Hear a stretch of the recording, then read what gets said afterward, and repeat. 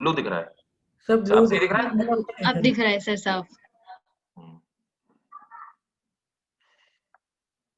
देखो, तो अब ये देखो, ये मेरा बनाया हुआ डायग्राम है ना, तो इसमें ये सब बातें हम लोग कल पढ़ चुके थे, है ना। ठीक, जैसे कि एक जेड लाइन से दूसरे जेड लाइन के बीच वाले पार्ट को सार्कोमियर कहते हैं, है ना। ये सब ब्लैक ब्लैक दिख रहा है, एक्चुअली ब्लैक नहीं है, एक ब्लैक और ब्लू में बना हुआ है, ठीक है।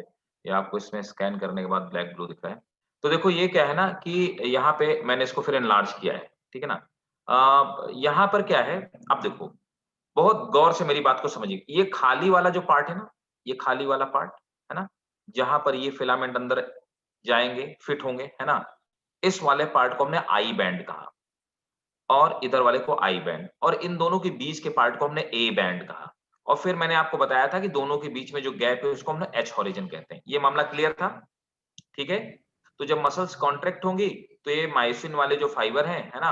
ये मायोफिलामेंट जो है, ये मायोफिलामेंट इधर मूव करेंगे और इधर मूव करेंगे, और मायोफिलामेंट को मूव करने में ये मायोसिन जो मोनोमर है ना, ये मीरोमायोसिन जो है, उसके जो हेड हैं, ये मदद करेंगे इसको मूव करने में, ये हेड इस तरफ है ना? ये बात पूरी क्लियर हो गई ना? याद है ना? ठीक है, भूले तो नहीं कल वाला? क्यों भाई? नहीं सर। यस नहीं सर, सर।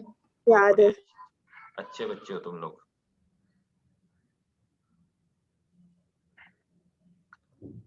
ठीक है, तो देखो ये आगे की तरफ ऐसे मूव करते जाएंगे।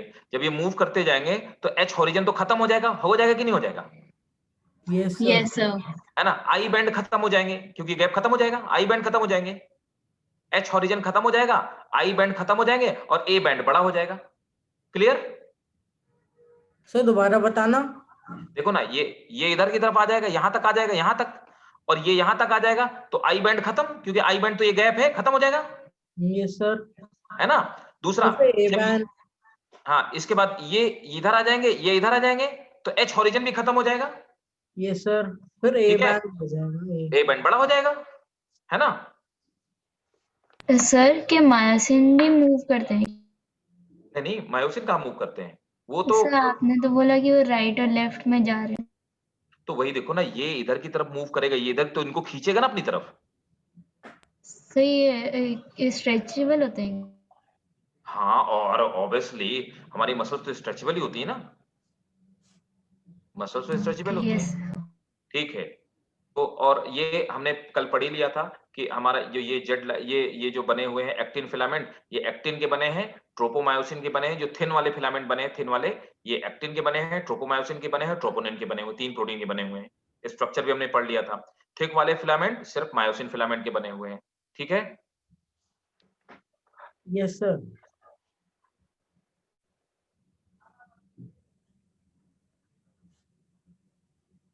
अब देखो, दूसरा मैंने ये बताया हुआ था आपको कि ये क्या है, तो जो मायोसिन के मोनोमर होते हैं उनको मीरोमायोसिन कहते हैं, है ना? कहते हैं ना? ठीक है, यस सर।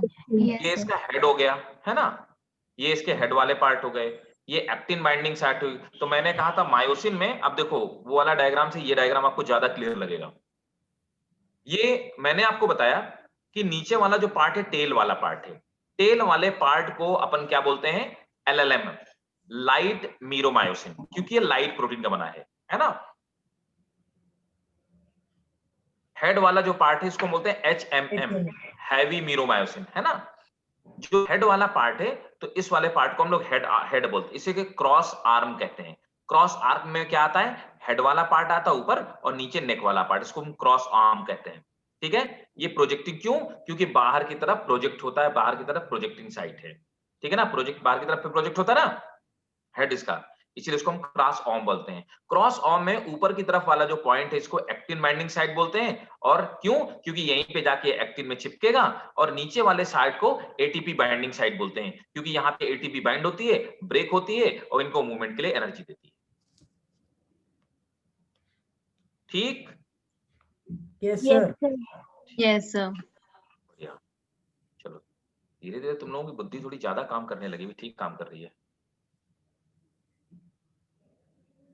कुछ योगा वोगा तो नहीं कर रहे हो? क्यों? नहीं सर। नहीं सर। अच्छा, नेचुरली काम कर रही है। वो थोड़ा हाँ क्या सर। होता है ना, थोड़ा क्या होता है ना, ठंडी में इंजनों की परफॉर्मेंस बढ़ जाती है ना, हीटिंग इफेक्ट कम होता है ना। ऐसा भी कुछ फिनोमेना हो सकता है। देखो, अब मायोसिन जो मोनोमर होते हैं उनको अपन मीरोमायोसिन बोलते हैं। They are made up of 2 polypeptide chain helically arrange, सांप की तरह। Head work as enzyme, ATPase enzyme. तो ये जो हेड वाला पार्ट है ये एटीपीएज एंजाइम की तरह काम करता है। तो मतलब क्या करेगा? एटीपीएज एंजाइम क्या करता है? एटीपी को ब्रेक करने का काम करता है। It can break ATP into ADP and release energy. Clear? Yes, sir. Perfect, ठीक है। Yes. अब दूसरा हमने बोला कि मायोसिन पॉलीमर, जो मायोसिन एक पॉलीमर है, मायोसिन इज अ पॉलीमर, और इसका मोनोमर जो है वो मीरोमायोसिन है। मीरोमायोसिन 2 पार्ट से मिलकर बना है। हर चीज यहां पे एक्सप्लेन्ड है। Meromyosin is made up of 2 part, tail and head. Tail is light meromyosin LMM, and head part is that is globulin head plus short neck. Head बना है 2 चीज से, ग्लोबुलिन हेड से प्लस शॉर्ट नेक से। This is made up of heavy meromyosin, HMM से मिलकर बना है। क्लियर? Yes, sir. अब देखो मैंने क्रॉस आर्म भी यहाँ पे बना के आपको दिखा दी कि क्रॉस आर्म क्या होती है। ये जो लाल लाल दिख रही है ना, रेड कलर की, ये क्या है? They are the cross arm. तो क्रॉस आर्म किस चीज की बनी है? हेड प्लस नेक की। ठीक है, ठीक, Yes, sir. राइट। अब आइए नीचे आ जाते हैं हम लोग। Structure of actin filament. अब एक्टिन फिलामेंट किस चीज का मिलकर बना है? It is a contractile protein. ये कॉन्ट्रैक्टाइल प्रोटीन है, मतलब ये फैल सकती, सिकुड़ सकती, इसमें कॉन्ट्रैक्शन की कैपेबिलिटी है। It is made up of 3 protein. ये 3 तरह की प्रोटीन से बनी है। सबसे पहले आ जाते हैं F actin. F actin protein क्या है? इसको फिलामेंटस एक्टिन बोलते हैं। मैंने बताया था कि मोतियों की एक माला है ना, तो एफ एक्टिन को क्या बोलते हैं? Filamentous actin.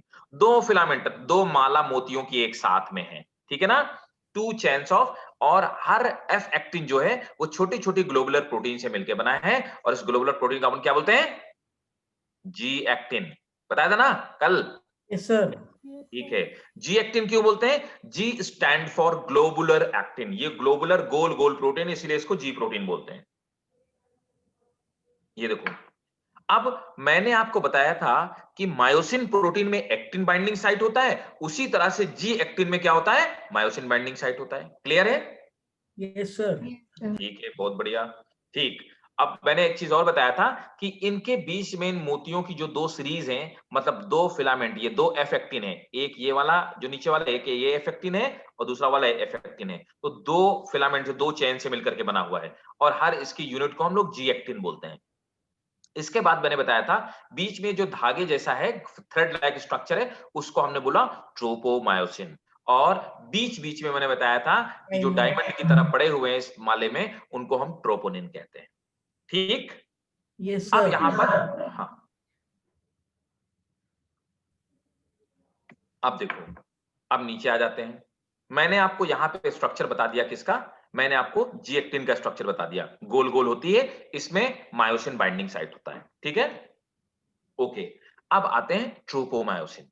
ट्रोपोमायोसिन जो होती है, it is fibrous protein, fibre की तरह होती है। It run close to the F actin, है ना, ये देखो फाइबर की तरह, धागे की तरह है, क्लोज टू द एफेक्टिन। तो फिलामेंटस एक्टिन में इधर से उधर दौड़ती है ना। एंड अब आ जाते हैं ट्रोपोनिन में। ट्रोपोनिन में 3 साइट होती हैं। यहां पे मतलब की बात आ जाती है, दैट इज टेक्निकल थिंग।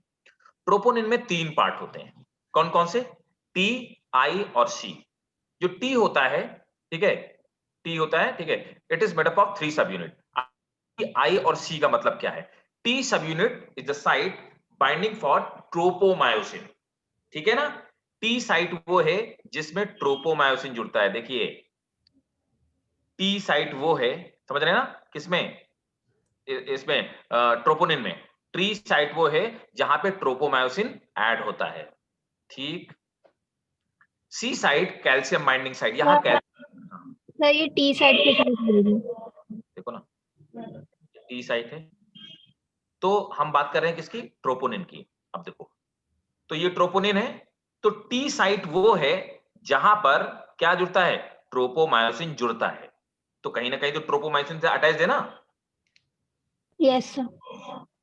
जिस साइड से जुड़ता है उसको हम टी साइट बोलते हैं। Okay sir.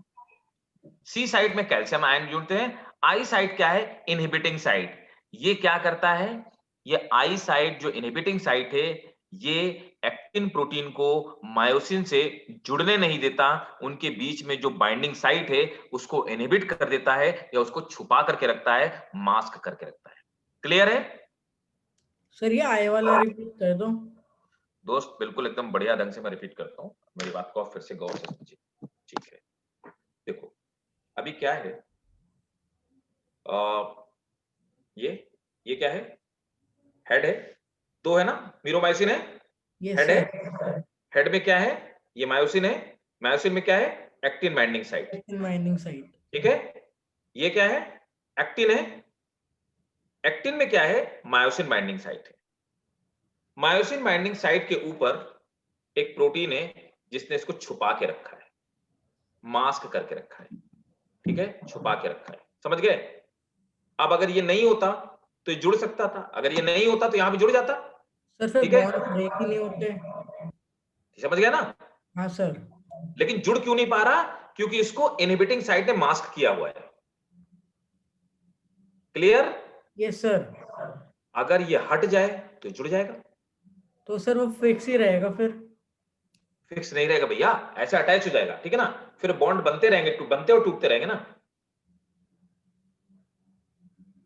ये मूवमेंट हो जाएगा ना। ये मूवमेंट क्यों हो पाएगा, कब हो पाएगा? ये मूवमेंट तो तब हो पाएगा जब इसके पैर यहां पे टिकेंगे। समझ गए? नहीं सर। देखो, समझो मेरी बात को, देखो मेहनत करवाओगे तुम जबरदस्ती। देखो ध्यान समझना। देखो दोस्त, ये है ना, यहां पर क्या है, हमने ये देखा कि ये तो क्या है, ये वाला कौन सा पार्ट, ये कौन सा जो थ्रेड जैसे प्रोटीन, ये कौन सी है? ट्रोपोमायोसिन। ट्रोपोमायोसिन। ठीक है, राइट। और दूसरी, ये क्या है, ये जो गोल गोल दूसरे गोल चक्कर बने हैं, ये क्या, ये किस चीज के बने हैं? ग्लोमरस। जी वाह, ये एक्टिन है। एफेक्टिन, पूरी बात बताओ। जी एफ एक्टिन। बहुत बढ़िया, शाबाश, एफेक्टिन है ना। एफ एक्टिन की एक जो यूनिट है ये किस चीज से बनी है? G actin. बहुत बढ़िया, जी G actin. Actin. G actin में एक साइट है, ये साइट पे कौन जुड़ेगा? मायोसिन। मायोसिन मायोसिन का हेड। राइट, मायोसिन का हेड जुड़ेगा, यहीं पे जुड़ेगा। जुड़ेगा तब जब ये साइट खुली होगी, ओपन होगी। ठीक है, इस साइट को किसने छुपा के रखा है? इनहिबिटिंग साइट ने। ट्रोपोनिन। राइट, ट्रोपोनिन ने, और ट्रोपोनिन में भी किसने छुपा के रखा है? इनहिबिटिंग साइट ने, आई साइट। आई सब हाँ। अब समझ में आया? Yes sir. इसी में क्या है, एक साइट है जहां पे कैल्शियम आयन जुड़ेगा, है ना, कैल्शियम आयन जुड़ेगा। दूसरा क्या है, दूसरी साइट वो है जहां पे ट्रोपोमायोसिन जुड़ा हुआ है, ये वाला धागा इससे जुड़ा हुआ है ना, ये धागा ट्रोपोमायोसिन जहां जुड़ा हुआ है। तो एक वो साइट है, उसको हमने क्या बोला? T site. तो टी साइट से धागा जुड़ा हुआ है, थ्रेड। सीए की साइड अलग है, इनहिबिटिंग साइट से कहां, इनहिबिटिंग साइट कहां पे किसको कवर कर रही है? जी एक्टिन में मायोसिन बाइंडिंग साइट को कवर कर रही है। आप समझ आया? Yes sir. पक्का? Yes sir. तो जब तो तक ये उसको, हाँ सर तो अगर वो उसे कवर ही कर लेगी तो फिर वो उससे बाइंड कैसे हो पाएगा? वही तो मैं कहना चाह रहा हूं, अभी यही तो कहानी है, कहानी तो यही है, कहानी यही है। ये जो इनहिबिटिंग साइट है ना, समझ रहे हो ना, यही इस कहानी का कौन, ये जो ट्रोपोनिन है, यही इस कहानी का विलन है। जब तक ये अपनी आई साइट को हटाएगा नहीं, तब तक एक्टिन से मायोसिन बाइंड नहीं हो सकता। तो आई साइट कब हटेगी? जब उसको कॉन्ट्रैक्ट होना होगा। समझ गए? जब ऑर्डर आएगा यस सर समझ तो आई साइट हट जाएगी, जब आई साइट हट जाएगी तो मायोसिन आके उसमें जुड़ जाएगा। अब समझ आया? बोलो Yes, हाँ sir. कि ना, बताओ। Yes, sir. पक्का सबको? Yes, sir. ठीक है, चलो तो अब कहानी समझते हैं। पक्का समझ में आ गया ना? किसी को अभी भी डाउट हो वैसे पूछ लो एक बार। हाँ मतलब हाँ, मैं समझ लूं 100% मान लिया मैंने कि आपको सबको आ गया। ठीक है, मैसेज दिया है तो देख ले। ऐसा तो नहीं मैसेज में कोई। ठीक है, क्लियर 100%, वेरी गुड, गुड। ठीक है, अब देखिए, तो चलिए अगर क्लियर हो गया आपको तो बढ़िया है। अब आते हैं फिर से कहानी पे। तो कहानी का अगला ट्विस्ट क्या है कि देखिए, अब क्या आता है, during relax condition tropomyosin and troponin mask मतलब छुपा के रखता है the G actin active site. वही बात तो लिखी जो मैंने आपको वह भी बताया। Yes, sir. Actin have myosin binding site and myosin have actin binding site. मैं बार बार ये बात दोहरा ही रहा हूं कल से, है ना? Yes, sir. शाबाश, बहुत बढ़िया। अब देखो हुआ क्या कि मसल्स को कॉन्ट्रैक्ट करने का ऑर्डर आया। ठीक है, हमारे न्यूरॉन्स ने ऑर्डर दिया। न्यूरॉन्स का जो आखिरी वाला सिरा होता है, ये कहानी हम लोग फिर से डिटेल में पढ़ेंगे जो मैं आपको पढ़ाने वाला हूं। तो क्या हुआ, ये हमारे मोटर न्यूरॉन्स है। मोटर न्यूरॉन्स वो होते हैं जो ऑर्डर लेकर के आते हैं। हमारे ब्रेन से एक नर्व बैकबोन में आई और बैकबोन से वो नर्व हमारे हाथ में आई और उसने कहा कि हाथ की मसल्स को कॉन्ट्रैक्ट कर लेना चाहिए क्योंकि हाथ को नुकसान हो सकता है। ठीक है, तो ऐसा ऑर्डर आया। तो ऑर्डर किसके पास आया? हमारी स्केलेटल मसल्स के पास। क्या ऑर्डर आया? कि हाथ की मसल्स को कॉन्ट्रैक्ट किया जाए, हाथ को उठाना है। ठीक है, तो जो ऑर्डर आया उसको अपन क्या बोलते हैं? इंपल्स। और जो लेकर के आने वाली होती है उनको क्या बोलते हैं? Motor neurons. यही तो है। ठीक है, तो उनको हम लोग मोटर न्यूरॉन्स कहते हैं। तो जो लेकर के आने वाली है उनको हम लोग कहते हैं मोटर न्यूरॉन्स। ऑर्डर आया मतलब इंपल्स आई, और कहां पे? एक्सॉन के आखिरी में। किसी भी स्केलेटल मसल्स के पास में जो ऑर्डर का, जो न्यूरॉन्स का वो हिस्सा जो ऑर्डर को लेकर के आता है, उनको हम लोग क्या बोलते हैं? उनको हम लोग बोलते हैं एक्सॉन एंड या एक्सॉन टर्मिनल। तो वो एक्सॉन के एंड या एक्सॉन के जो टर्मिनल होते हैं वो क्या करते हैं? ऑर्डर को लेकर के आते हैं। अब देखिए वो जो ऑर्डर को लेकर के आ रहे हैं, अब देखिए यहां पे क्या हुआ, वो ऑर्डर को लेकर के आए, पूरी बात है।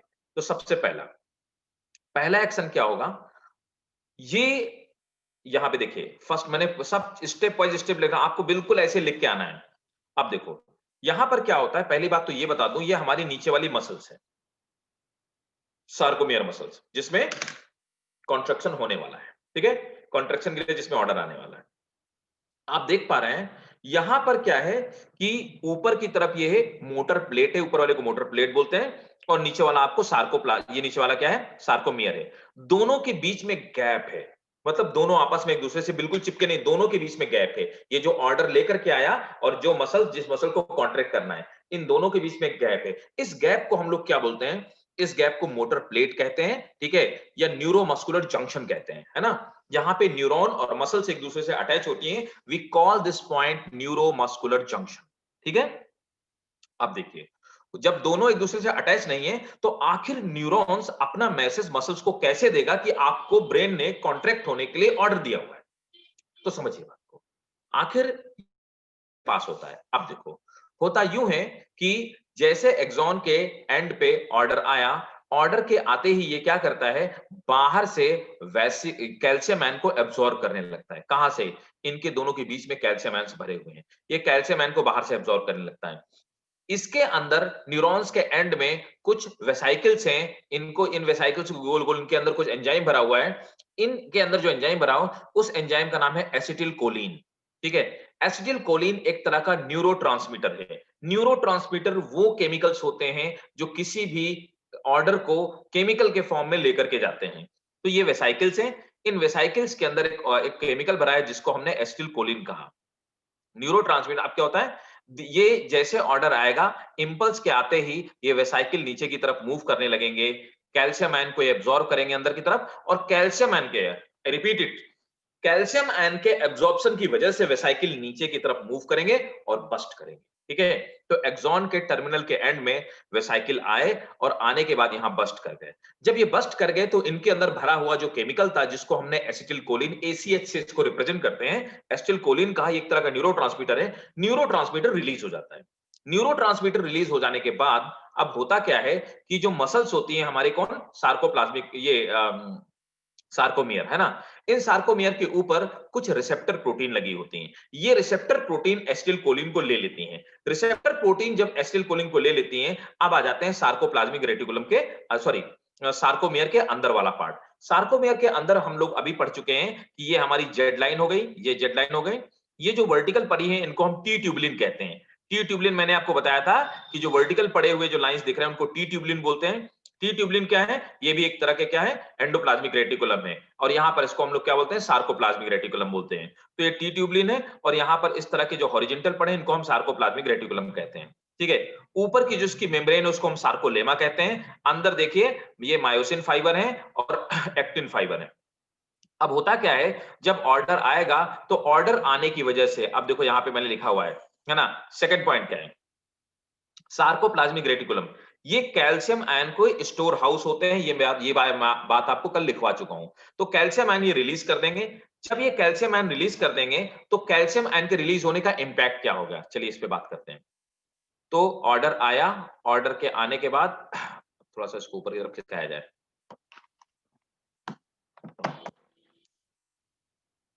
देखो अब यहां पे ऑर्डर आया, देखो अब जब ऑर्डर आ गया तो ऑर्डर आने के बाद यहाँ पे ये इसका जो कैल्शियम आयन है वो रिलीज हो गए। कैल्शियम आयन जब रिलीज हो गए कहाँ पे, सार्कोप्लाज्म में, मतलब कि इसके अंदर का जो प्रोटोप्लाज्म है उसके अंदर कैल्शियम आयन रिलीज हो गए। कैल्शियम आयन भाई लोगों रिलीज होने की वजह से अब कैल्शियम आयन कहाँ पे गए, अब देखो ये जी एक्टिन प्रोटीन थी। जी एक्टिन प्रोटीन में मैंने बताया एक एक्टिव साइट है जहां, जिसको हम मायोसिन बाइंडिंग साइट कहते हैं। ये वो एक्टिव साइट है जहां पे मायोसिन जुड़ेगा, लेकिन अभी मायोसिन को जुड़ने के लिए परमिशन नहीं है। क्यों परमिशन नहीं है? क्योंकि मैंने बताया कि ट्रोपोमायोसिन एक विलन है। ट्रोपोमायोसिन ऐसा विलन है, इसके पास एक आई साइट है, ये आई साइट से इसको छुपा के रखता है, जिससे कि मायोसिन इससे अटैच ना होने पाए। अब क्या होता है, कैल्शियम आयन आते हैं, कैल्शियम आयन सी साइट पे जुड़ जाते हैं। सी साइट पे जब कैल्शियम आयन जुड़ जाते हैं तो इस प्रोटीन का कन्फर्मेशन, स्ट्रक्चर इसका चेंज हो जाता है, ठीक है ना। तो यहां पे क्या हुआ, कैल्शियम आयन बाइंड होते हैं, कहां पे, सी साइट पे कैल्शियम आयन बाइंड हो जाते हैं, और कैल्शियम आयन के बाइंड होने के साथ में आप देखिए यहां पे lead to the change in the conformation structure of tropomyosin. ये ट्रोपोमायोसिन के स्ट्रक्चर को चेंज कर देता है। ये ट्रोपोमायोसिन का जब स्ट्रक्चर चेंज हो जाता है तो स्ट्रक्चर के चेंज हो जाने की वजह से, अब थोड़ा और ऊपर आते हैं, ठीक है, साइड जो होती, देखो स्ट्रक्चर इसका चेंज हो गया। जैसे इसका स्ट्रक्चर चेंज हुआ, पहले क्या हुआ था, इसने पूरी एक्टिव साइट को छुपा के रखा था, अब क्या हुआ, इसका स्ट्रक्चर चेंज हो गया। इसके स्ट्रक्चर को चेंज होने से एक्टिव साइट ओपन हो जाती है। जैसे एक्टिव साइट ओपन हो जाती है, मायोसिन उस पे बाइंड कर जाता है, और बाइंड करने के बाद एटीपी टूटने लगती है और मायोसिन इस तरह से मूव करना स्टार्ट कर देता है, जिससे कि हमारी मसल्स कॉन्ट्रैक्ट हो जाती है। कहानी समझ में आई भाई लोगों? Yes, बोलिए sir. Yes, अभी sir. क्लियर है ना, एकदम क्रिस्टल Yes, क्लियर है ना? sir. ठीक है, एक आखिरी कहानी। अब क्या होता है, अभी क्या है, ये देखिए, ये मास्क एक्टिन साइट है, अभी इस एक्टिन की साइट मास्क है, छुपी हुई है। उसके बाद क्या हुआ, कैल्शियम आयन आने के बाद अनमास्क हो गई। मायोसिन प्रोटीन में अब होता क्या है कि जैसे ही हुई, ये मायोसिन यहां पे अटैच हुआ, एटीपी टूटा, एटीपी ने बॉन्ड बनाया, बॉन्ड बनाने के बाद क्या हुआ, ये आगे की तरफ जाता है, कौन, मायोसिन थोड़ा सा आगे की तरफ जाता है। आगे की तरफ जाने के बाद ये क्या करता है कि जो एक्स्ट्रा एनर्जी होती है ना, उससे ये स्ट्राइक करता है। ये मायोसिन जुड़ा एक्टिन से, और जुड़ने के बाद एक्स्ट्रा एनर्जी इसको आगे की तरफ धक्का देती है। धक्का देने के बाद इस पे खिंचाव आता है, खुल गया। फिर दूसरा वाला, आज ये खुल गया तो ये और आगे चला जाएगा, फिर ऐसे खींचेगा, फिर ऐसे खींचेगा, ऐसे खींचना चला जाएगा। क्लियर है? क्लियर? Yes, sir. पक्का? Yes, sir. समझ. ये पूरी कहानी थी। डन? तो तुम इसको बनाओगे कि मैं तुम्हें नोट्स दे दूं? सर दे सर नोट दीजिए। सेंड कर दीजिए। नोट्स मैं ये देख रहा था कितने काम छोड़ लोगे, मैं ये देखना चाह सर रहा था। बना लेंगे। सर नहीं सर लेकिन बना तो लेंगे पर बहुत बनाने ज्यादा है, के फिर लिए टाइम टाइम वेस्ट लग आप ही का जाएगा। होएगा। अच्छा, मैं यही देख रहा था कि कितने सारे लोग करें सर नोट्स दे दीजिए, यही जानना चाह रहा था। ठीक है, देखो मैं नोट्स आपको सेंड कर दे रहा हूँ, है ना, डोंट वेस्ट योर टाइम। और क्योंकि कॉपी आपको यही करना पड़ेगा। मैंने आपसे बोला था ना कि आपको एक बार अगर आपने समझ लिया तो आपको कभी समझने की दोबारा जरूरत नहीं पड़ेगी। ठीक है, और इसमें पूरी प्रोसेस है, इसी कहानी को आपको लिख देना और कुछ नहीं करना अगर आपसे लॉन्ग आंसर पूछा जाए। और ये जो मैंने आपको बना के नोट्स में दे रहा हूँ, ये आपके नीट तक काम आ जाएंगे। नीट का आप कोई क्वेश्चन कर लेना, जो मैंने आपको चार्ट फ्लो डायग्राम बनाया है स्लाइडिंग फिलामेंट थ्योरी का, आई क्लेम चाहे नीट का क्वेश्चन हो चाहे एम्स का क्वेश्चन हो, आपसे क्वेश्चन मिस नहीं होगा, दावा है मेरा इस बात का। अगर आपको एक बात समझ में आ गई जो मैंने समझाया, any question you won't miss it. ठीक है, बाकी स्केलेटल विस्केलेटल सिस्टम में कोई खास दम नहीं है, इसमें मैंने बताया था कि पूरी जान इसी में। ठीक है, तो मैं अभी क्या करता हूँ, ये सेम नोट्स अभी मैं निष्कर्ष जी को देता हूँ एंड हिल ट्रांसफर। ठीक है, यस सर। चलो मैं अभी कैरी दे देता हूँ, है ना, जिससे कि कोई मिसिंग नहीं होगा।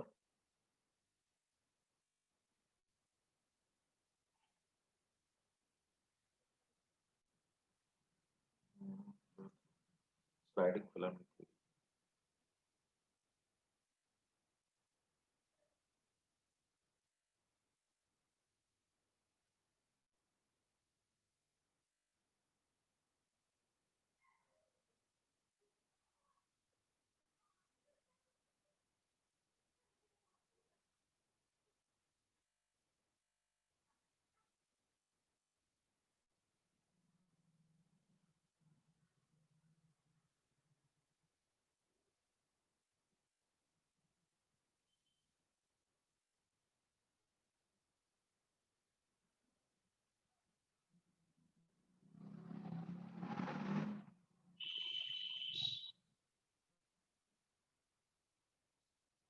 ठीक है, निष्कर्ष जी को मैंने दे दिया है ना, I have send to him. तो अब आप उनसे लेना आया है आपकी लिबर्टी। ठीक है, राइट, तो कहानी खत्म यहाँ तक। ठीक है, कुछ छोटी मोटी चीजें हैं वो भी और को आपको बता देता हूँ, है ना, जिसमें कुछ रह न जाए। तो let me check it NCERT, मैं एक बार एनसीईआरटी चेक करता हूँ कहाँ गई।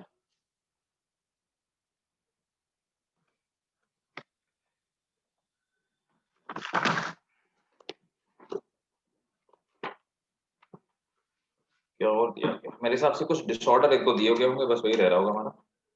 Yes sir.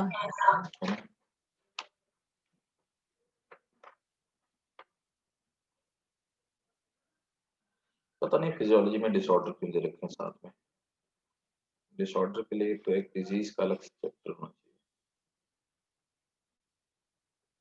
और भाई ये जो एक डिजीज है ना, इसमें एक डिजीज है मिस्टीनिया ग्रेविस, है ना, ये जो मिस्टीनिया ग्रेविस है, this is auto immune disorder. ये डिजीज से आप देखोगे नीट में बहुत बार क्वेश्चन पूछा गया, बहुत बार। हाँ Aamna, do you want to ask anything? इसके लिए कितने पैसेज लीव करने हैं? पैसेज मतलब पैसेज क्या, तुम्हें 2 पेज लग जाएंगे पूरा? हाँ, 2 सर पेजेस। पेजेस हाँ 2 पेज, 2 पेजेस, तो ज्यादा मतलब ही ऑलमोस्ट 1.5 पेज लगेगा। ठीक है, सर एग्जैक्टली जो आगे मैंने डायग्राम, 2 पेज, ये 2 पेज का हो नहीं, 2 पेज से कम का नहीं होगा जो मैंने बनाया था। रुको मैं देख लेते, चेक ही कर देता हूँ, 2 पेज से कम का नहीं होगा। हाँ स्कैन तो किया है, नहीं नहीं 2 पेज से ज्यादा का होगा, रुक जाओ, 2 पेज में काम नहीं चलेगा, मुझे नहीं लगता 2 पेज में काम चलेगा। भाई लोगों ये 1 2 3 4 5 पेज का है, 5 पेज में आएगा, 4.5 पेज। वो आपको स्क्रीन पे दिख रहा था छोटा, 4.5 पेज में मैंने बनाया पूरा प्रोसेस फ्लो। ठीक है ना। अब देखो तो मेस्थीनिया ग्रेविस क्या होता है, कि मेस्थीनिया ग्रेविस एक तरह का ऑटो इम्यून डिसऑर्डर है। इसमें क्या होता है कि हमारा खुद का इम्यून सिस्टम खुद की मसल्स को डिस्ट्रॉय करना स्टार्ट कर देता है, दिस इज कॉल्ड मेस्थीनिया ग्रेविस। ठीक है, और इससे क्या होता है कि पैरालिसिस हो जाता है, हमारी जो मसल्स होती हैं वो वीक हो जाती हैं। दूसरा है मस्कुलर डायस्ट्रॉफी, है ना। मस्कुलर डायस्ट्रॉफी क्या होता है कि ये भी एक तरह जेनेटिक डिसऑर्डर है। ये इसमें क्या होता है कि हमारी खुद की मसल्स अपने आप धीरे धीरे डिजनरेट होने लगती हैं। इसको हम लोग बोलते हैं मस्कुलर डायस्ट्रोफी। टेटनी क्या होती है? इसमें क्या होता है कि टिटनिस जिसको आपने पढ़ा होगा, जैसे क्लॉस्ट्रिडियम टेटनाई से टिटनिस हो जाती है। तो इस टिटनी में क्या होता है कि जो मसल्स होती है ना स्लाइड होकर वो स्लाइड नहीं करती, जाम हो जाती हैं। टिटनिस की आखिरी स्टेज क्या होती है? Jaw lock. तो जॉ की जो मसल्स होती है ना, देखो बार-बार मैं बात कर रहा हूँ तो हमारा जॉ की जो मसल्स है ना, बार-बार वो क्या कर रही हैं? मस्कुलर ये स्लाइडिंग फिलामेंट थ्योरी तो काम कर रही है। बार-बार मसल्स कॉन्ट्रैक्ट हो रहे हैं, रिलैक्स हो रही हैं। आप देखिए यहाँ की मसल्स। तो क्या होता है कि इसमें क्या होता है जॉ लॉक हो जाता है, जबड़ा बिल्कुल से लॉक हो जाता है, खुलता नहीं है। वो आखिरी स्टेज होती है टिटनेस में, उसके बाद पेशेंट को बचा पाना इम्पॉसिबल होता है, ऑलमोस्ट इम्पॉसिबल होता है। ठीक है? और देखो इसमें होता क्या है टिटनी में कि कैल्शियम आयन रिलीज हो जाते हैं, है ना? और कैल्शियम आयन रिलीज नहीं होते हैं। जब कैल्शियम आयन रिलीज ही नहीं होते, कमांड आएगी, सार्कोमेयर तक जाएगी, एसिटिलकोलिन रिलीज होगा, कैल्शियम आयन रिलीज नहीं होंगे, कैल्शियम आयन रिलीज नहीं होंगे तो बाइंडिंग हो नहीं पाएगी, मसल स्लाइड नहीं करेंगे। ठीक है? That is called muscular tetany. ठीक है? और आर्थराइटिस में क्या होता है कि हमारा जो साइनोवियल फ्लूइड होता है उसके बीच में कुछ ये अरे इसके कौन सा एसिड होता है? यूरिक एसिड के। तो यूरिक एसिड के क्रिस्टल्स का फॉर्मेशन होने लगता है जिसकी वजह से वो क्रिस्टल रब करते हैं और बंदे को पेन होता है और जोड़ों में पेन शुरू हो जाता है, उसको हम आर्थराइटिस बोलते हैं। ठीक है? और ऑस्टियोपोरोसिस एक बीमारी है जो कि नॉर्मली फीमेल्स को होती है और दूसरा बूढ़ों को होती है ना? तो इसके कैल्शियम की कमी की वजह से तो ब्लड क्या करता है बार-बार कैल्शियम को डिपॉजिट कर देता है हमारी हड्डियों में। जितना हम एक्स्ट्रा कैल्शियम खाते हैं, ब्लड में कैल्शियम का लेवल बढ़ता है, तो ब्लड के पास जब एक्स्ट्रा कैल्शियम होता है तो हड्डियों को बोल देता है कि भाई साहब हमारे पास एक्स्ट्रा है, आप रख लो। अभी क्या होता है कि अगर बॉडी में कैल्शियम की कमी हो गई, तो अब क्या है हड्डियाँ अब ब्लड के पास तो कम पड़ गया। ब्लड ने बोला हड्डियों से कि भैया हमने आपको दिया था हमको वापस करो। ठीक है? तो हड्डियों को बोन्स को वापस करना पड़ेगा। जब बोन उसको वापस करेंगे, तो बोन्स में छोटे-छोटे छेद हो जाएँगे। जब बोन्स में छोटे-छोटे छेद हो जाएँगे, तो बोन्स स्पॉन्जी और पोरस हो जाएँगी। गिरने में आसानी से टूट जाएँगी और जुड़ने में टाइम ज़्यादा लगेगा। इस बीमारी को हम लोग ऑस्टियोपोरोसिस कहते हैं। एक आखिरी बीमारी है जिसको बोलते हैं गाउट। ठीक है? गाउट क्या होता है कि यूरिक एसिड के यहाँ पे भी क्रिस्टल का फॉर्मेशन हो जाता है, जिसकी वजह से घुटनों में इन्फ्लेमेशन होता है, ठीक है? इसमें और आर्थराइटिस में थोड़ा-सा डिफरेंस है। आर्थराइटिस में क्या होता है, साइनोवियल फ्लूइड सूख जाता है, ठीक है? और वो ग्रैन्युल्स की रैशेस पड़ने लगते हैं, इसकी वजह से दर्द होता है चलने में और इसमें गाउट में क्या होता है कि जॉइंट में इन्फ्लेमेशन होता है, क्योंकि इसमें uric acid deposit clear? Any doubt? Sir वो कैल्शियम वाला रिपीट कर दो, मेरा नेट चला गया था। कैल्शियम वाला दोस्त कहानी ऐसी है कुछ कि हमारे ब्लड में जो एक्स्ट्रा कैल्शियम होता है, वो हमारी बोन्स में डिपॉजिट होता रहता है। तो ब्लड बार-बार कैल्शियम बोन को देता रहता है। अब क्या होता है कि जब हमारे ब्लड में कैल्शियम की मतलब हमारी बॉडी में कैल्शियम की डेफिशिएंसी हो जाती है, तो ब्लड में कैल्शियम कम हो जाता है। जब ब्लड में कैल्शियम कम हो जाता है, तो अब क्या होता है कि ब्लड कैल्शियम हड्डियों से वापस माँगता है। तो हड्डियों से कैल्शियम वापस निकल के ब्लड में जाने लगता है। तो बोन से जब कैल्शियम निकलने लगता है, तो बोन्स में बहुत छोटे-छोटे महीन-महीन छेद हो जाते हैं, बहुत बारीक से छेद हो जाते हैं। उन छेदों के हो जाने से हड्डियाँ मस कमज़ोर हो जाती हैं, स्पंजी हो जाती हैं, स्पंज की तरह हो जाती हैं। गिरने में आसानी से टूट जाती हैं और जोड़ने में टाइम ज़्यादा लगता है। इसको हम लोग ऑस्टियोपोरोसिस कहते हैं। ठीक? Yes sir. क्लियर है? Yes sir. ठीक है। मस्थेनिया ग्रेविस रिपीट ठीक है, मस्थेनिया ग्रेविस। देखो मस्थेनिया ग्रेविस क्या होता है? ये ऑटो इम्यून डिसऑर्डर है। समझे ना?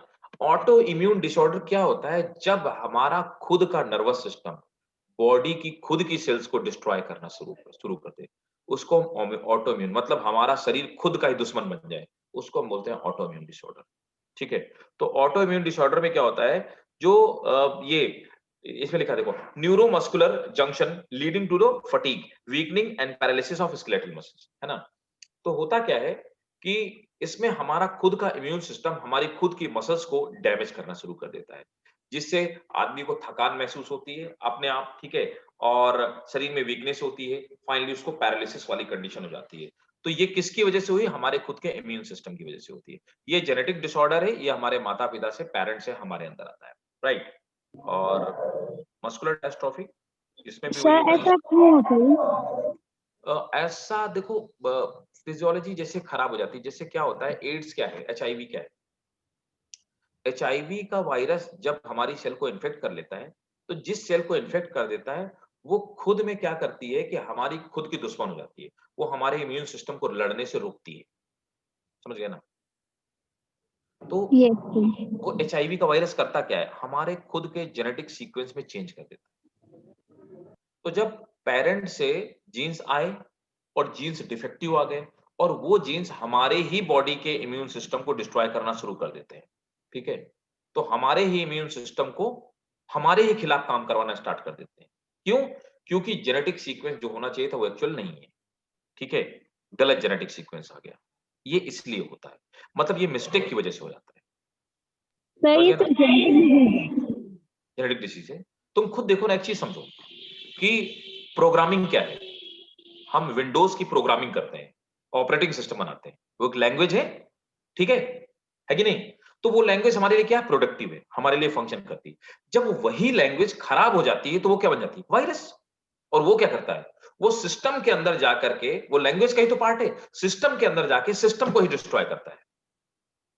जो कंप्यूटर में, लैपटॉप में वायरस आ जाते हैं, वो क्या होते हैं? ये तो होते हैं, लैंग्वेज है, Yes, sir. Yes. Distorted language है। वो सिस्टम के अंदर रह के लैंग्वेज, सिस्टम से ही लैंग्वेज से सिस्टम बना हुआ है। ठीक है? सिस्टम के अंदर रह के लैंग्वेज सिस्टम को ही डिस्ट्रॉय करती है। वैसे ही ऑटो इम्यून डिजीज होती है जो हमारी बॉडी के अंदर रह के हमारी बॉडी के लिए बनी हुई है, लेकिन हमारी ही बॉडी को डिस्ट्रॉय करना शुरू कर देती है। सेम इन ब्लड कैंसर, है ना? खुद की बॉडी की सेल्स खुद को खाना शुरू कर देती है। बस ये है कि वो ऑटो इम्यून डिजीज नहीं है, जेनेटिक डिजीज नहीं होती। ठीक है? क्लियर है भाई? याद लिखवा दूं क्या इसको? हाँ सर, लिखवा दो लिखवाना भी पड़ेगा? सर, लिखवा दो। बाद में रिवाइज करे तो वो काम आ जाएगा। रिवाइज करो, क्या हो जाएगा? अच्छा, गाउट रिपीट कर दूं। चलो गाउट रिपीट कर देता हूँ। गाउट क्या होता है इसमें? हमदा गाउट में हमारे जो जोन्स, जॉइंट्स होते हैं ना, मेनली जो पैर वाले जॉइंट्स होते हैं। तो हमारे पैर वाले जॉइंट्स के अंदर क्या होता है, जो बीच में फ्लूइड है ना, उसके अंदर ये क्या कहते हैं इसको, कौन से एसिड भूल गया, यूरिक एसिड। यूरिक एसिड जमा होने लगता है। तो यूरिक एसिड के डिपोजिशन की वजह से हमारे जो जोड़ होते हैं ना, जॉइंट्स होते हैं, उनमें इन्फ्लेमेशन स्टार्ट हो जाता है। उसको हम लोग गाउट कहते हैं। ठीक है? राइट? तो होप सबको समझ में आ गया होगा। डिजीज समझ में आ गई सबको? Yes, sir. सर ठीक है। तो चलो भाई लोग, अब एक काम करो, एक एक करके मैं लिखवाता है, तो आप डिसीज लिखते जाओ।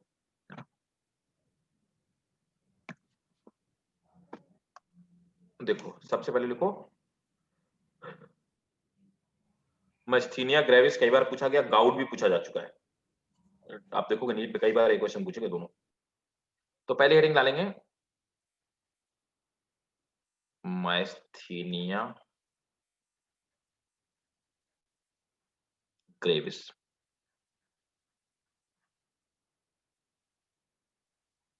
मैस्थीनिया ग्रेविस नोट करेंगे। Myasthenia gravis is a type of autoimmune disorder. Myasthenia gravis is a type of autoimmune disorder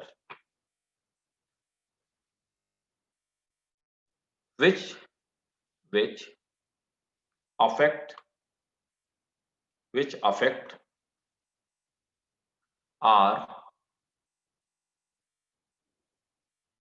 neuromuscular junction, which affect our neuromuscular junction. ठीक है? Leading to fatigue, weakening and paralysis. Leading to fatigue, weakening and paralysis. Sir हाँ बेटा, sir बोलो बेटा। Sir fatigue की spelling बता दीजिए। FATIGUE।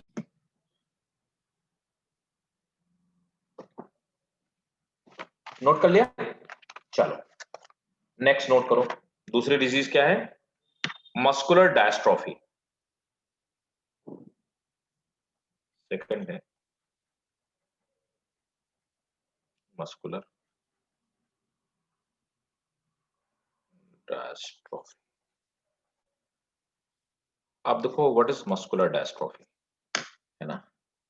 तो मस्कुलर डिस्ट्रॉफी में क्या होती है, इसी में इसमें भी क्या होता है कि progressive degeneration of skeletal muscles due to genetic disorder. इसमें भी क्या होता है, जो हमारी स्केलेटल मसल्स होती हैं वो धीरे धीरे डिस्ट्रॉय हो जाती है। किसकी वजह से डिस्ट्रॉय हो जाती है? जेनेटिक डिसऑर्डर की वजह से, किसी जेनेटिक डिजीज की वजह से हमारी खुद की जो मसल्स होती हैं वो धीरे धीरे डिस्ट्रॉय होना स्टार्ट हो जाती है। नोट कर लो, it is type of genetic disorder in which our skeletal muscles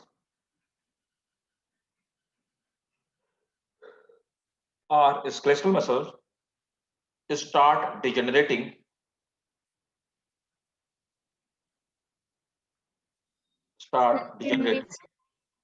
degeneration of our skeletal muscle start degenerating।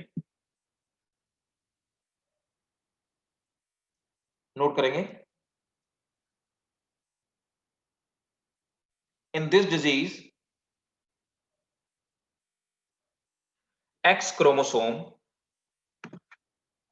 is unable to produce, in this disease X chromosome is unable to produce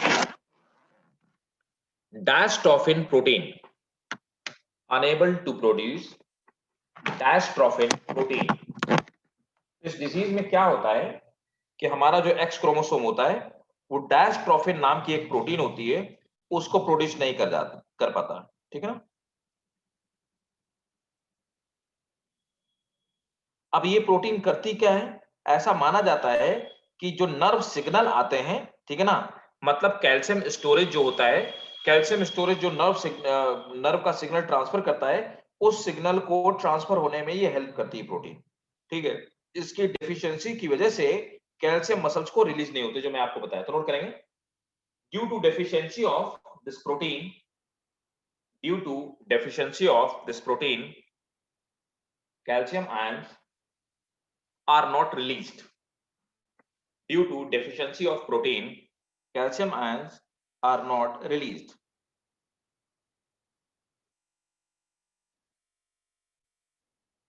ठीक है, as a result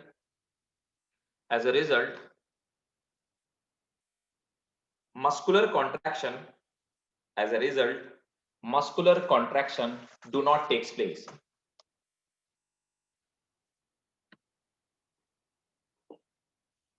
Next, third, tetany। Note करेंगे,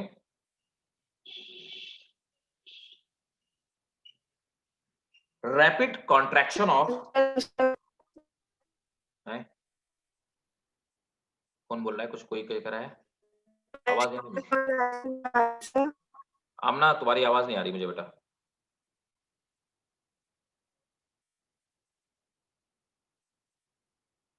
hello Aamna, I am unable to listen you.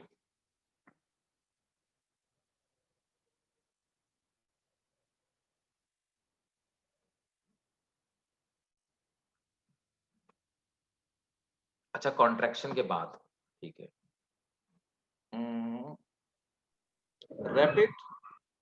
Rapid contractions of in muscles takes place due to low calcium ion, due to low calcium ion in blood, due to low calcium ion in blood। ठीक है, अब आ जाइए arthritis. Sir ये आपने इसमें बताया है, ये किसमें बताया? हार्ट में बताया, टिटनी में बताया ना, टिटनी में। Okay sir. नोट करेंगे आर्थराइटिस। सर उसने पूछा मस्कुलर कॉन्ट्रैक्शन, उसके बाद का पूछा मस्कुलर होगा। Muscular contraction due to low calcium ion. No sir. हाँ सर वो पिछले मस्कुलर डेस्ट्रोफी में पूछ रही है कि लास्ट में क्या लिखा है मस्कुलर कॉन्ट्रैक्शन के बाद। आमना इट्स अरे डू नॉट अरे टेक देवी, प्लेस। हाँ देवी तुम वहीं लटकी हुई हो अभी हैं। ठीक है चलो नोट करो। अब मुझे खुद भी नहीं याद होगा पता क्या मैंने क्या लिखा है। तुम में से कोई बोलो जो मैंने लास्ट में लिखा है, मुझे खुद डू याद नहीं नॉट होगा। Take place. अरे पिछले वाले का पूछ रही है ना, पिछले वाले का, पिछले मस्कुलर डायस्ट्रोफी का पूछ रही है ना। Yes sir. तो मस्कुलर डायस्ट्रोफी में कहा क्या पूछ रही हो? सर कौन वो वाला? पूछ रही है मस्कुलर कॉन्ट्रैक्शन के बाद लास्ट लाइन है, उसके बाद होगा do not takes place. Muscular, अच्छा तो हाँ नोट कर लो ना, muscular contraction do not take place. Yes sir. ठीक, आगे चला जाए। चलो क्या था? हाँ आर्थराइटिस नोट करो जल्दी, जल्दी करो तुम लोग हिल हिल के करते हुए। ठीक है, आर्थराइटिस क्यों होता है? Inflammation of joint, inflammation of joint, inflammation of joint takes place takes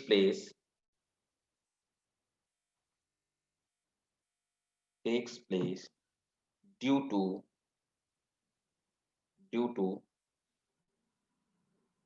microorganism.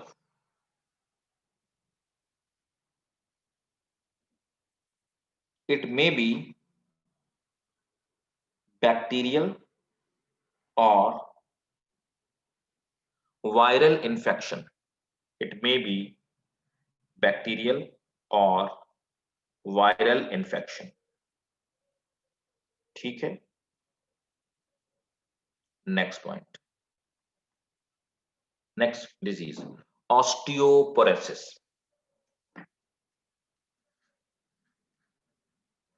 और osteoporosis, सर जो आपने लिखवाया इस डिजीज का नाम क्या था? अरे ताऊ आर्थराइटिस था उसका नाम, डिजीज का नाम ही नहीं तुम्हें पता था, लिख डाला ऐसे हैं।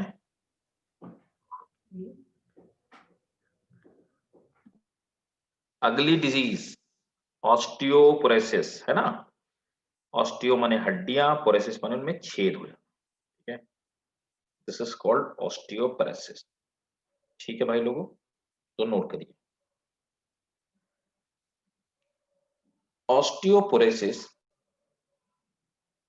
Takes place due to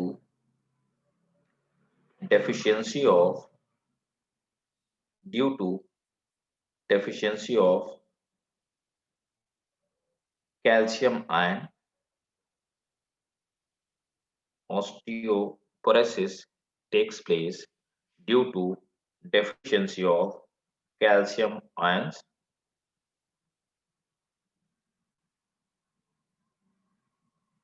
Bones become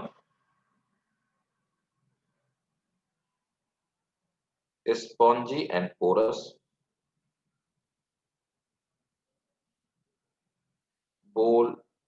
Bones become spongy and porous. They break easily and take much time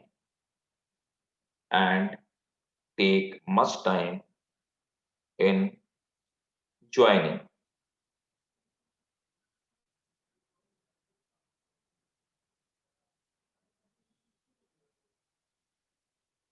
ठीक है भाई,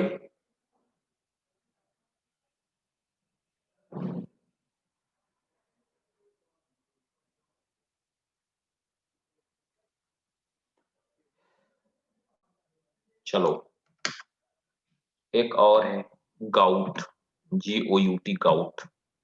ठीक है, गाउट क्या है?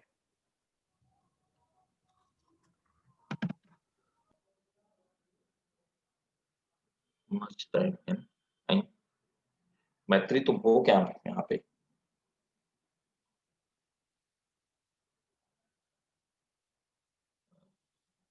क्या मच टाइम इन, समझ नहीं पाया। मच टाइम के बाद मैंने लिखा है कि ऑस्टियोपोरोसिस में, ठीक है, due to deficiency of time bones become spongy and porous, takes, अच्छा, they takes much time in joining. Sir हाँ बोलो बोलो बोलो। सर वो हम्म। सर वो टेटान शिट वो जो लिखा हुआ है थर्ड पॉइंट वो रिपीट कर दीजिए थर्ड डिजीज। कौन सी है थर्ड डिजीज, ये बताओ पहले।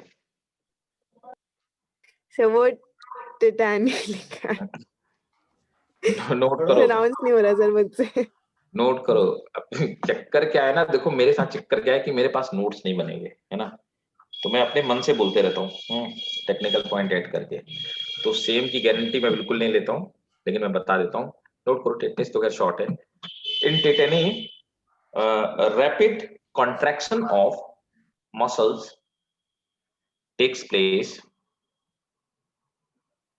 Rapid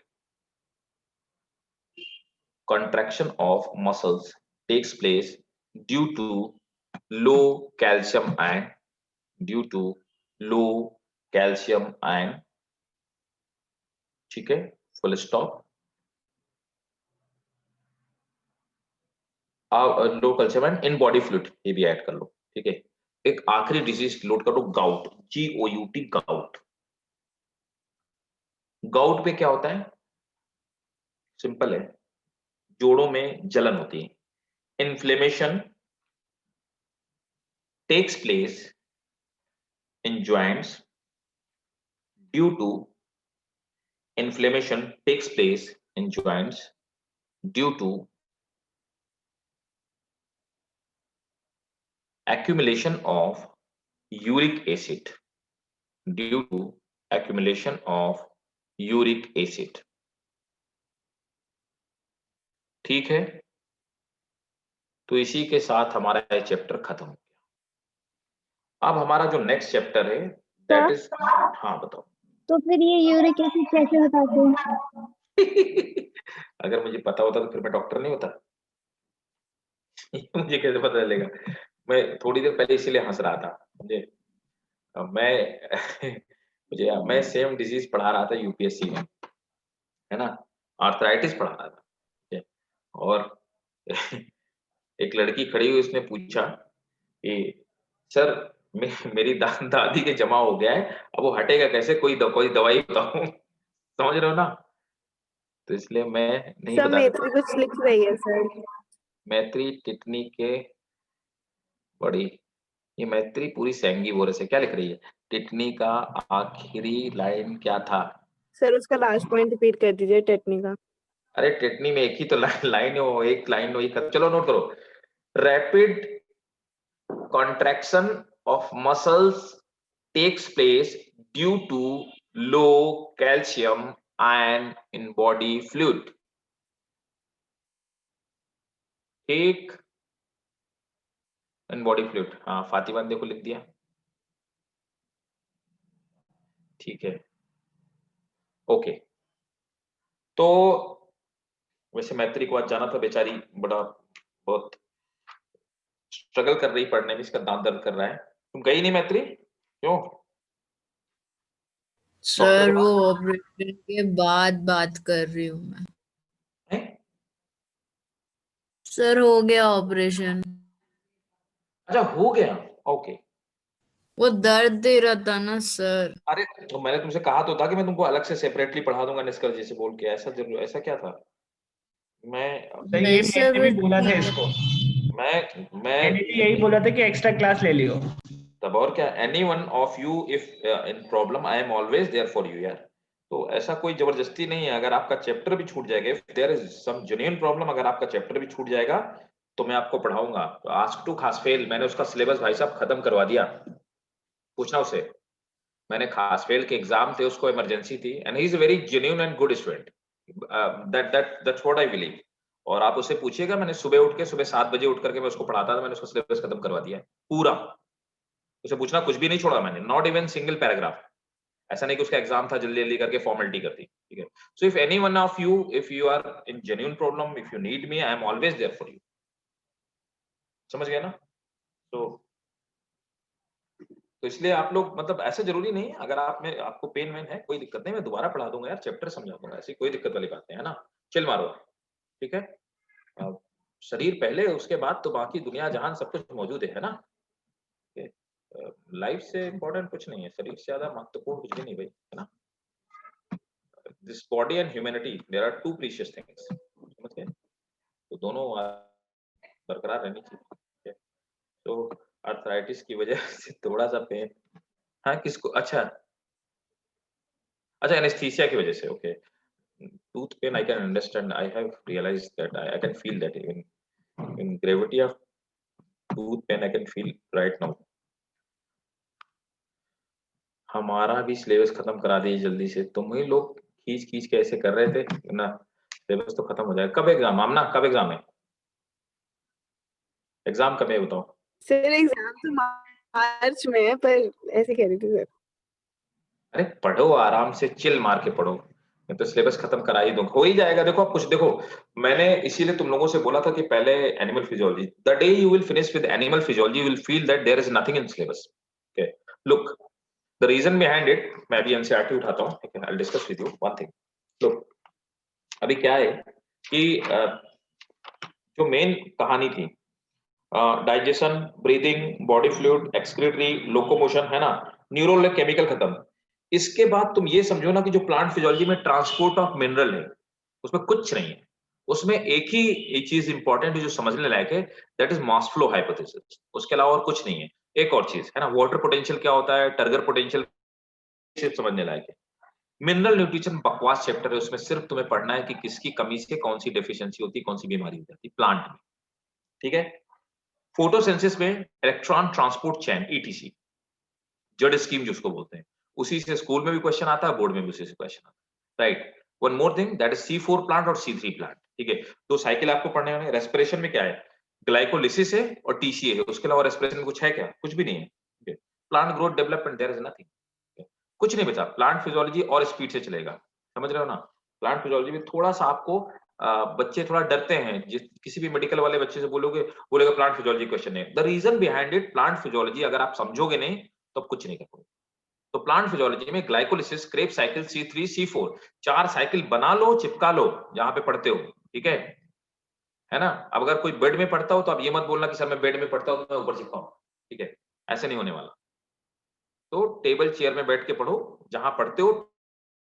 glycolysis, C3 C4 cycle, समझ रहे हो, और क्रेब साइकिल, चारों साइकिल यहीं पे चिपका लो और उसको याद कर डालो. आपके पास इसके अलावा कोई option, and you have to do that if you want good marks in your NEET examination. Okay? आपको करना ही पड़ेगा. If you are not doing right now, then you have to spend one more year after 12th examination, and on that time you will cram even by the same process, and you have to waste one more year. So मैं इसीलिए बोलता हूँ कि don't take it lightly. What exactly you need to do, कि अभी जो मैं आपको पढ़ा रहा हूँ, I am teaching you at the level of NEET. आप कोई भी पेपर उठा लीजिए, मैं आपको जो पढ़ा चुका हूँ, cross check it with previous year question paper. Definitely you'll get your answer. आप stuck नहीं होगे. In case if you are clear with this concept, whatever I am delivering to you, तो आप किसी भी क्वेश्चन में स्टक नहीं होने वाले, है ना. तो इसके लिए ये है कि अभी के अभी साथ साथ तैयार करते रहो, है ना. तो जितना है जो मैं पढ़ाता जा रहा हूँ उसको आप बार बार रिवीजन करते जाइए. और इसके बाद देखो, उसके बाद क्या बचा, हम लोग ये पूरा फर्स्ट यूनिट कर ही चुके हैं, थर्ड यूनिट आप कर ही चुके हैं. मॉर्फोलॉजी, एनाटॉमी, कुछ भी नहीं बचा. Morphology of flowering plant, anatomy of flowering plant. सुबह मैं कह रहा था सुबह आ जाते ना तो खत्म हो जाता. अब सुबह आमना तुम तो आ रही हो ना सुबह, आमना यस सर. आ रही हो ना.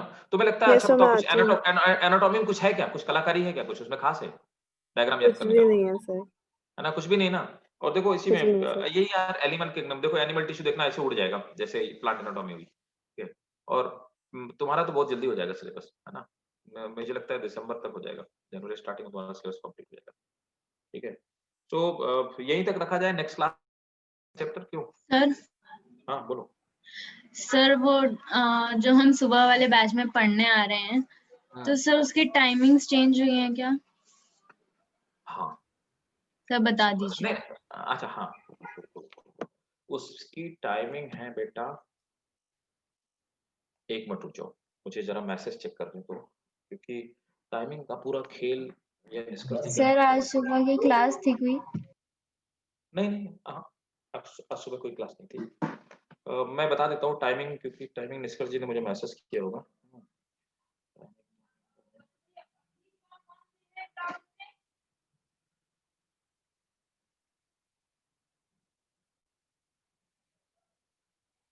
सर रुकिए मैं बता देता हूँ। सर हाँ, मंडे को 12:30 to 2।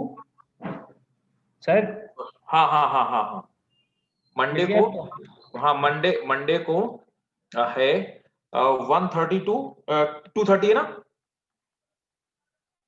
नहीं 12:30 to 2 केस है। अच्छा सही है 12:30 वो। to, अच्छा 12:30 to 2 हम लोगों ने डिस्कस किया था, ठीक है। हाँ हाँ हाँ, कि एक दिन चलेगा। 12:30 ठीक है, to 2 ठीक है, राइट। और सैटरडे को है ना? जी सर। सैटरडे को 2 to 4 है ना निष्कर जी? जी सर। 2 to 4 है ना? और संडे को 8 to 10 नहीं 10 to 12 सॉरी। 10 to 12 है, ठीक है, नोट कर लो भाई सबको। सर ये कल संडे को 10 बजे होगी? नहीं नहीं नेक्स्ट वीक से। नेक्स्ट वीक से एप्लीकेबल है, ओके सर, ओके। ठीक है। ठीक, तो सबने नोट कर लिया? सर मंडे की टाइमिंग चेंज नहीं कर सकते? निष्कर्ष जी अब हैं ऑनलाइन, इनसे पूछ लो, क्यों कोई दिक्कत है क्या करने? सर स्कूल होता है, और वैसे सैटरडे को भी 3 बजे केमिस्ट्री का होता है ट्यूशन। 3 बजे केमिस्ट्री का होता है। स्कूल कितने बजे तक होता है तुम्हारा? सर मेरा होता है 10 बजे से 2 बजे तक। 10 बजे से 2 बजे तक?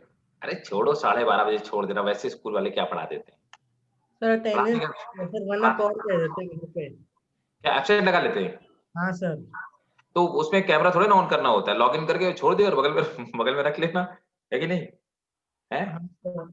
आजकल, अरे हमारे घर के हाँ छोटे सर छोटे मैं बच्चे तो यही करती हूँ।